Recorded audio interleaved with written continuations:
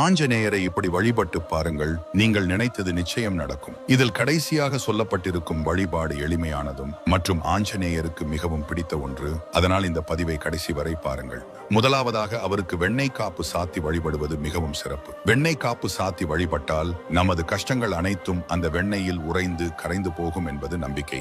இரண்டாவதாக வெற்றிலை மாலை சாற்றி வழிபடுவது. இப்படி வழிபடுவதால் 7.5 சனி மற்றும் அஷ்டம சனியால் ஏற்படும் பாதிப்புகள் குறையும். மூன்றாவதாக தினமும் காலையில் குளித்து முடித்தபின் அனுமன் படம் அல்லது சிலை முன்பு அமர்ந்து அனுமன் சாலிசாவை 11 முறை பாராயணம் செய்வது. நேரமில்லாவிட்டால் 108 முறை ராம் ராம் ராம் என்ற நாமத்தை உச்சரித்தாலே போதும். ஆஞ்சநேயர் ராமநாமத்தை உச்சரிப்பவர்களின் அருகில் எப்போதும் இருந்து அருள் புரிவார். இந்த 3 வழிபாட்டு முறைகளில் ஏதேனும் ஒன்றை முழு மனதுடன் ஆஞ்சநேயருக்கு செய்து பாருங்கள். நீங்கள் நினைத்த காரியம் நிச்சயம் நிறைவேறும். மேலும் நீங்கள் உங்கள் பிறந்த ஜாதகத்தின் மூலம் உங்கள் வாழ்க்கை சூழ்நிலைகளை தெரிந்து கொள்ள திருவள்ளுவர் ஜோதிட இல்லத்தை தொடர்பு கொள்ளுங்கள். இங்கு 7வது தலைமுறை ஜோதிடர் ஸ்ரீ